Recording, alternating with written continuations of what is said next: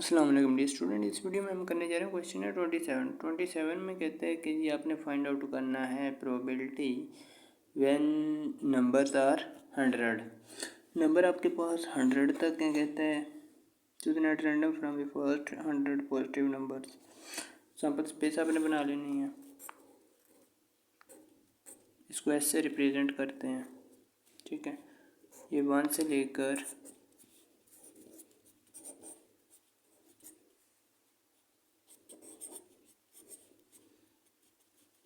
Up to 100 डाल दें, ठीक है। 1 से 4 लगा के भी आगे आप डैशेज लगा के 100 लगा सकते हैं और वैसे भी।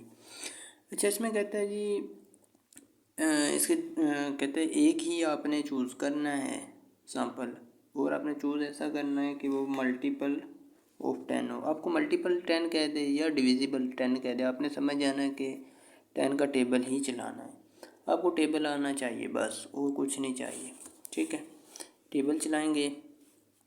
फॉर द फर्स्ट पार्ट कहते हैं मल्टीपल ऑफ 10 हो।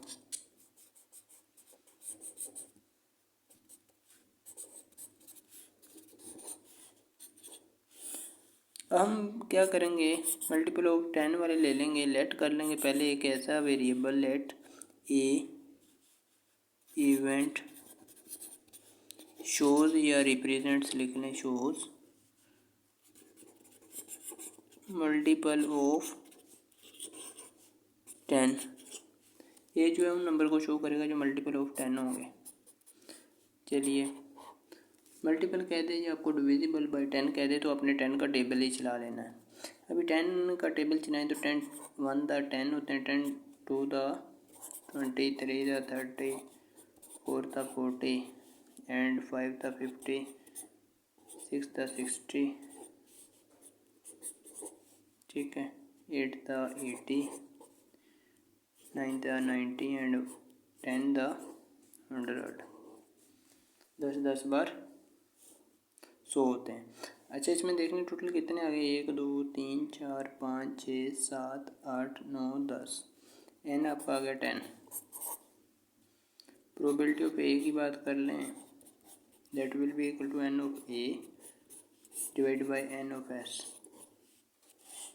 एन ऑफ ए है जी आपका 10 और एन ऑफ एस क्या होगा, ये 100 नंबर हैं टोटल, तो एन ऑफ एस हो जाएगा आपका 100, ठीक है। यहाँ तक क्लियर हो गया।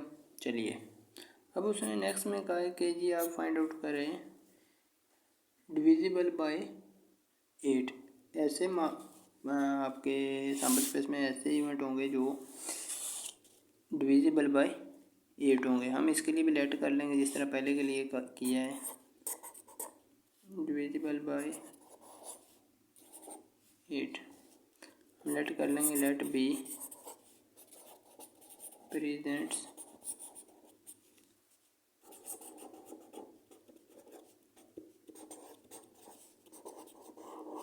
Divisible by 8। चलिए, इसमें वो लिखना है जो 8 पे डिविजिबल हो। बेसिकली आपने 8 का टेबल ही चलाना है। 8 का टेबल अगर आप चलाएं, 8 1 था 8, 100 तक चलाना है। 8 2 था 16। पिछली वीडियो में मैंने आपको ये टेबल कैलकुलेटर से लिखना भी सिखाया था। उम्मीद है आपने क्वेश्चन नंबर 26 था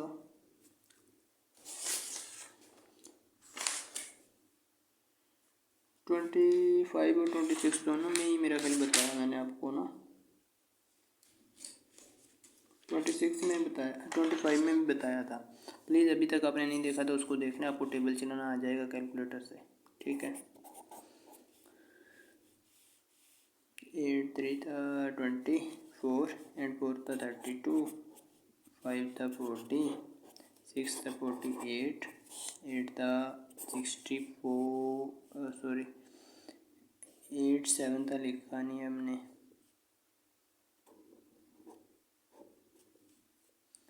56 होता है, ठीक है। अच्छा, 8 8 था 64 एंड 8 9 था 72, 8 10 था 80, 8 11 था 88, ये 12 द, ये आ जाएगा आपका 96 एंड 13 द 104 आएगा मेरा ख्याल है, लेकिन वो लिखने की ज़रूरत नहीं है क्योंकि हमने 100 तक ही रहना है। तो NOB क्या आ गया, इसमें टोटल देखें कितने हैं, 1 2 3 4 5 6 7 8 9 10 11 12, टोटल 12 आ गए। प्रोबेबिलिटी ऑफ B क्या होगी, N of B divide by N of S। N of B है जी 12, N ऑफ S है जी आपका 100। चलिए लिख लेते हैं यहाँ पे, ये प्रोबेबिलिटी आ गई। इसका थर्ड पार्ट देख लेते हैं। थर्ड पार्ट में कहता है जी आपने फाइंड आउट करना है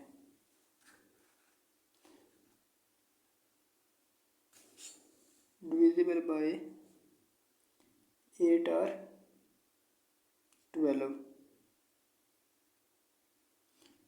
और 8 पे जो डिविजिबल है ना वो लिखने हैं।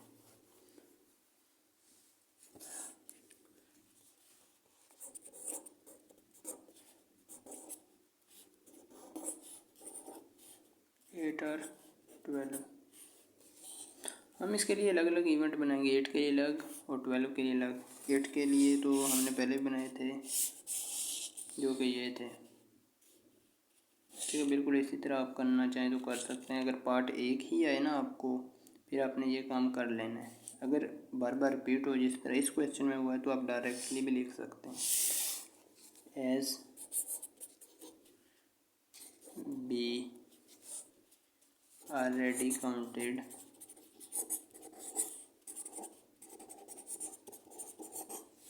for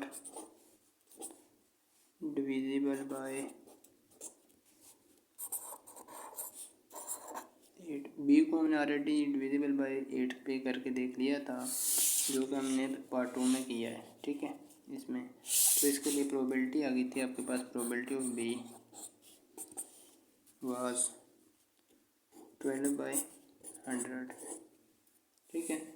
और 12 के लिए करके देख लेंगे, लेट कर लेंगे पहले, लेट सी प्रेजेंट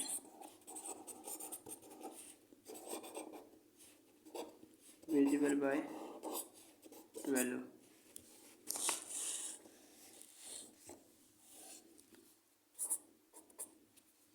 चलिए सी में वो प्रेजेंट करने जो 12 पे डिविजिबल है। बेसिकली आपने 12 का टेबल ही चलाना है, 12 आ जाएगा, ठीक है। 24 आ जाएगा, इसको 2 से मल्टीप्लाई करेंगे, 3 से करेंगे 36, 4 से करेंगे 48, 5 से करेंगे 60, 7 से करेंगे 72, सॉरी 6 से करेंगे 72 एंड 8 से करेंगे तो आपका आ जाएगा जी 84 एंड 9 से करेंगे तो 96, ठीक हो गया। ये आ जाएगा जी आपका एन ऑफ सी।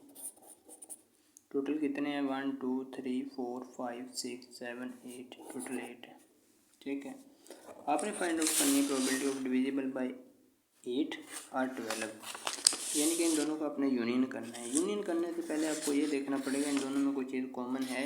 इस इवेंट सी में और बी में कोई कॉमन है। बी हमने बेसिकली काउंट यहाँ पे किया था, ठीक है। बजाय इसके आप ये सारा दोबारा लिखें, आपने वैसे दोबारा लिखना है। अगर आपको ये पेपर में आ जाए ना क्वेश्चन, आप लिख लें तो ज़्यादा बेटर होगा। मैंने तो ऑलरेडी इसीलिए लिखा है, मुझे बार बार करना ना पड़े। वैसे अगर आप ऐसे भी लिख लेंगे तो चल जाएगा काम, आपको पिछले क्वेश्चन में देखना पड़ेगा, ठीक है। इन दोनों में देखिए कोई रिपीट हुई है चीज़ जी, ये 24 यहाँ पे भी है, यहाँ पे भी है, ठीक है। 48 यहाँ पे भी है, यहाँ पे भी है, ठीक है। 72 यहाँ पे भी है, 96 भी दोनों में है। तो इन दोनों में कुछ चीज़ें कॉमन भी हैं जिनको हमें माइनस करना पड़ेगा। सो ये जो इवेंट है ये नॉट म्यूचुअली एक्सक्लूसिव इवेंट्स हैं, ठीक है। बी इंटरसेक्शन सी पार्ट भी है इसमें, इन दोनों में कॉमन कौन कौन से थे? 24 था, ठीक है, 48 था, 72 था, और कौन सा था? 96 था।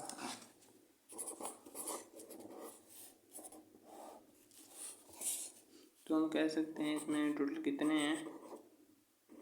बी इंटरसेक्शन सी कितने हैं? 1 2 3 4, टोटल 4 है, ठीक है। तो अगर इसकी प्रोबेबिलिटी हमने फाइंड आउट करनी हो बी इंटरसेक्शन सी की, तो ये आ जाएगी N B intersection C divide by N of S, that is 4/100। अभी हमने फाइंड आउट ये क्यों किया? ये इसलिए किया क्योंकि बी और सी में कुछ कॉमन था, उसको माइनस करने के लिए हमने ये काउंट किया। अगर आप स्टार्ट से मेरे क्वेश्चन देख रहे हैं तो आपको अच्छी तरह समझ आ रही होगी। बेसिकली हमें फाइंड आउट करना है बी यूनियन सी। इसका सिंपल फार्मूला ये था, प्रोबेबिलिटी ऑफ बी आ जाती प्लस प्रोबेबिलिटी ऑफ सी आ जाती, बस इतना सा था। लेकिन ये इंटरसेक्शन वाला पंगा इसलिए हमने इकट्ठा किया, इसीलिए हमने लिखा कि ये हमें माइनस करना पड़ेगा। अगर इन दोनों में कॉमन ना हो तो ज़ीरो होगी, ठीक है, ज़ीरो माइनस करने की ज़रूरत नहीं पड़ती। बेसिकली तो उसने क्वेश्चन पूछा है ना, उसने 2 सेट पूछे हैं। उसने कहा एक सेट ए और बी को ऐड कर लें। उसने कहा कि बी और सी जो है वो 2 अलग अलग सेट हैं, बट जब हमने काउंट किया तो पता चला दोनों में कोई पार्ट कॉमन भी है, जो कि इतना सा है, ये वाला है, ठीक है। इसको कॉमन कहेंगे, ये कॉमन है बी और सी में, इसको माइनस करना पड़ेगा। ये ए सेट है, ये बी है, ये सी सेट है। हमने इन दोनों को काउंट करना था, इकट्ठे करना था, ठीक है, जिनका यही बनना था, इसकी प्रोबेबिलिटी प्लस इसकी। लेकिन इसमें थोड़ा सा झंझट ये आ गया कि इसमें कुछ चीज़ें मुश्तरक हैं, कॉमन हैं, वो हमें माइनस करनी पड़ रही हैं, 4 वाली, ठीक है। 4 चीज़ें ऐसी हैं जो इसमें कॉमन है, तो ये माइनस करेंगे तो हमारे पास ये लहदा सेट बी और सी की प्रोबेबिलिटी आ जाएगी, ठीक है। उम्मीद है आप समझ चुके होंगे, ये यूनियन का रूल है। अच्छा, अक्सर स्टूडेंट ये कहते हैं कि सर हमने पढ़ा बहुत है, ये रूल बहुत ज़्यादा पढ़ा है, 8 क्लास से तो शुरू हो जाता है, लेकिन समझ अब जाके आई ये फर्स्ट ईयर सेकंड ईयर में, ठीक है। प्रोबेबिलिटी ऑफ बी कितनी है? 12/100 प्लस प्रोबेबिलिटी ऑफ सी आई थी हमारे पास 8/100, ये हमने लिखी ही नहीं है।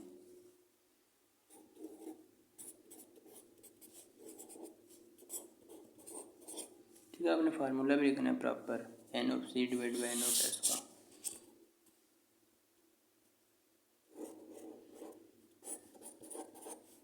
माइनस करनी पड़ेगी ये वाली, ये है हमारे पास 4/100। चलिए माइनस करके देख रहे हैं, 12 + 8 20 हो जाएगा, -4 करेंगे 16 आ जाएगा, डिवाइड बाई 100।